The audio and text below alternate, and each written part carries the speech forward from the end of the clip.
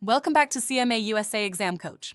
In our previous episodes, we introduced the risk management process and already covered the first three important steps. We began with risk identification, then risk assessment, and in the last episode, we discussed step 3, which was risk prioritization. Now, in today's session, we move forward to the fourth step in the process, risk response. This step is all about how management reacts to identified and prioritized risks. Once we know the level of risk exposure, the next logical question is, what should the company do about it? So, let's begin exploring risk response in detail, with explanations and examples that will make it very clear for your CMA exam preparation. Today, we are going to discuss in detail about risk response. So, what exactly is a risk response? A risk response simply means the action that management decides to take once a risk has been identified, assessed, and prioritized. In other words, after understanding how serious a risk is, the company must now decide how to deal with it. This step answers the question, what do we do about this risk? Do we accept it? Do we try to reduce it? Do we transfer it to someone else? Or do we avoid it completely? The key idea is that risk response is about choosing the best strategy to protect the company while still moving toward its objectives. Each response will depend on the nature of the risk, the cost of handling it, and the company's overall risk appetite. Now let us look at the strategies for risk response. Once risks are identified and assessed, management has several options to respond. The common strategies are risk avoidance, completely eliminating the activity or situation that creates the risk. Risk reduction or mitigation, taking steps to reduce either the likelihood of the risk or the impact if it happens. Risk sharing or transfer, shifting the risk to another party, for example, through insurance or outsourcing. Risk retention, accepting the risk and preparing to handle the consequences internally. Risk exploitation or risk acceptance. In some cases, a company may accept or even exploit certain risks if they can bring opportunities or benefits. In the coming slides, we will discuss each of these strategies in detail with examples. The first risk response strategy is risk avoidance. Risk avoidance simply means that the company completely eliminates the activity or situation that creates the risk. This strategy is usually considered when both the probability of loss is very high and the expected loss amount is also significant. In such cases, continuing with the activity may be too dangerous for the business. For understanding a simple example, imagine you are planning to buy a car. With the car comes the risk of accidents, repair costs, or even injuries. If you decide not to buy the car at all, then you have completely avoided that risk. Since the activity itself is eliminated, the possibility of loss is also removed. In business, a company might decide to stop producing a certain product line that is highly risky and could result in costly lawsuits. Or management might decide to sell or dispose of a business unit that consistently exposes the organization to unacceptable risks. Sometimes drastic measures may even be required, such as leaving a specific geographic region if operating there is too risky due to political instability or natural disasters. However, it's important to note that avoiding risk is not always an easy decision. At times, the activity under consideration might be highly profitable. In such cases, management faces a tough choice between maintaining profitability and protecting the company from potential losses. Another important point to remember is that risk avoidance is often considered only after the risk event has already occurred, meaning the company reacts once losses have been experienced. This makes risk avoidance less proactive compared to other strategies. So, while risk avoidance can protect the company from large losses, it also has downsides such as losing revenue opportunities or exiting profitable markets. The second risk response strategy is risk mitigation, also called risk reduction. Unlike risk avoidance, here management accepts that the risk exists, but looks for ways to reduce its likelihood or minimize its impact. In other words, you don't completely eliminate the risk, but you take steps to control or lessen it. For example, let's continue with the car situation. If you buy a car, there is always a risk of accidents. But instead of avoiding the purchase, You can reduce the risk by driving carefully, following traffic rules, wearing seatbelts, and installing safety features like airbags and anti-lock brakes. These steps do not remove the risk of an accident, but they reduce the probability of it happening and lower the severity if it does occur. This is risk mitigation. In business, risk mitigation works the same way. A company may accept that entering a new market has risks, but they can reduce those risks by conducting proper research, setting up strong internal controls, training employees, or diversifying suppliers. For instance, if a factory is located in an earthquake-prone area, the company might build earthquake-resistant facilities and have emergency response plans in place. Again, the risk isn't removed entirely, but the potential damage is reduced. The key point is, mitigation focuses on minimizing, not eliminating risk. Management is essentially saying, yes, the risk is there, but we will take smart steps to make it less likely or less harmful. The third risk response strategy is called risk sharing or risk transfer. Here, management does not avoid the risk, and they may not even reduce it directly. Instead, they move the risk of loss, either partially or fully, to another party. In simple terms, they share the responsibility with someone else. The most common example of risk transfer is the purchase of insurance. For instance, if you own a car, you know there is always a risk of accidents or damage. By purchasing car insurance, you are not preventing the accident from happening, but you are transferring the financial loss to the insurance company. If an accident occurs, the insurance company will cover the repair costs or even replace the car, depending on the policy. In this way, the financial burden is shifted from you to the insurer. In business, companies do the same. A manufacturing company might insure its factory against fire.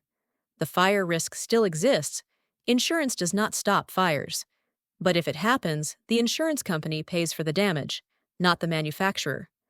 Risk transfer can also take other forms beyond insurance. For example, contracts.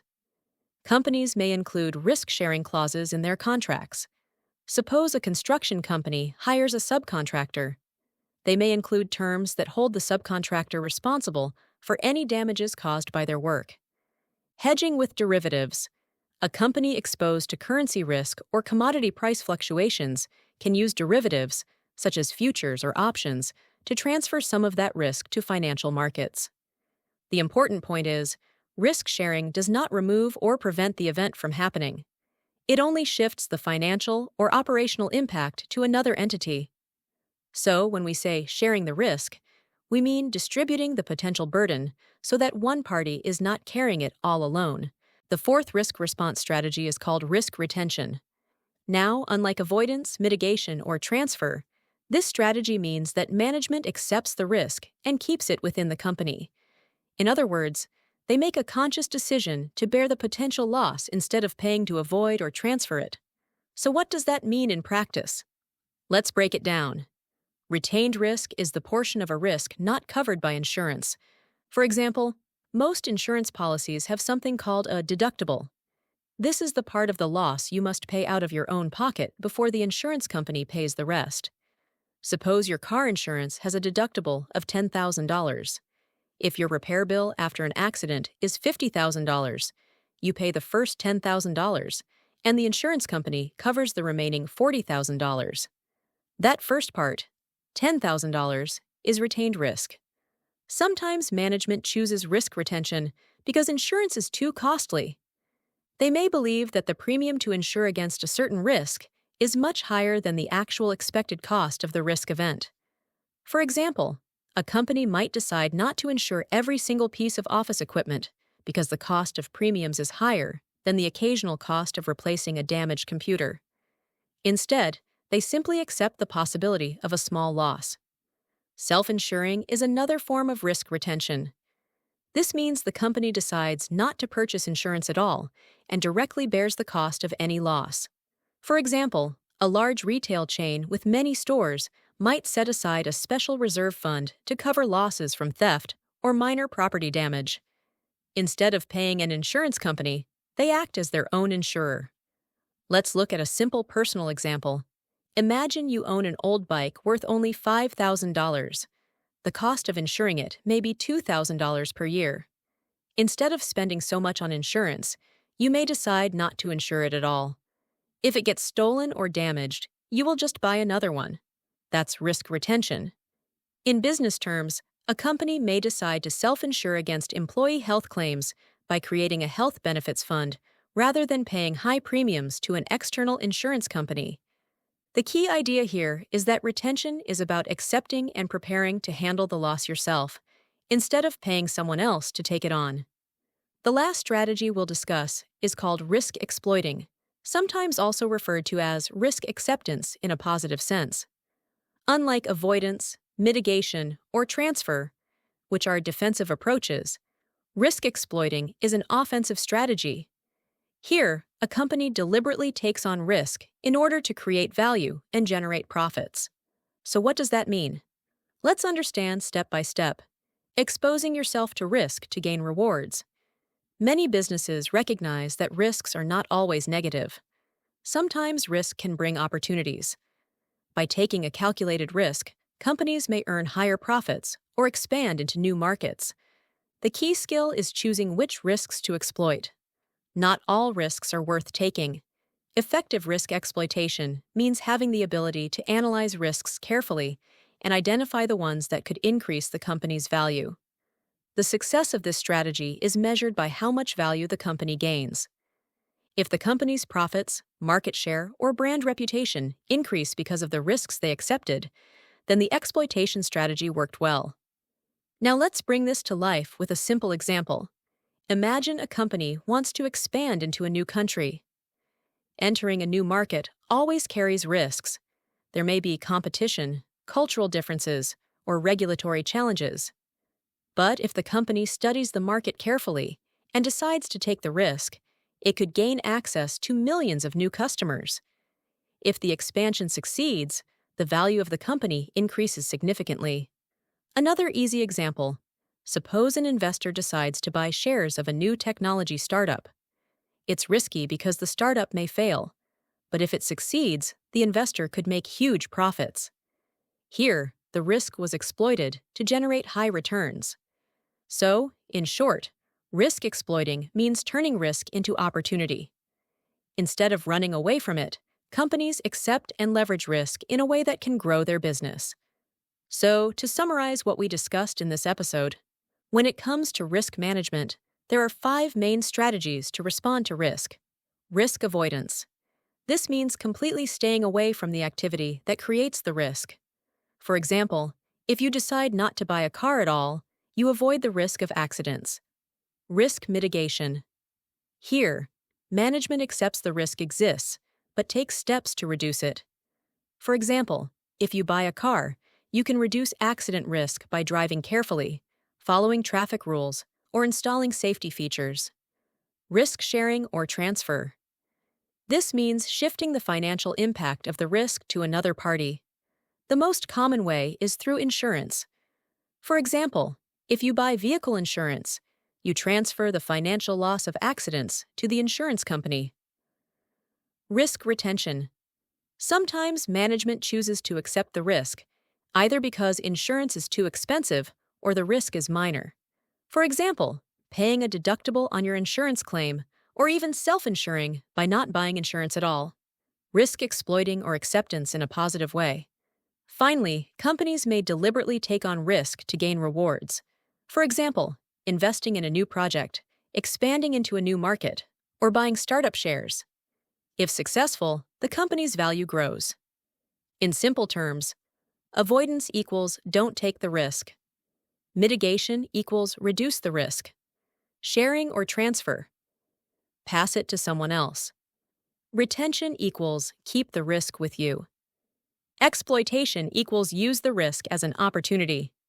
So, risk response is all about making the best decision depending on the situation, whether to avoid, reduce, transfer, retain, or exploit it. Thank you for watching this session. Today we discussed the different strategies of risk response and how organizations deal with risks in practical ways. In the next and final part of the risk management process, we will move on to risk monitoring. That is where we learn how risks are continuously tracked and reviewed to ensure they remain under control. So stay tuned, and we will continue with risk monitoring in the coming episode.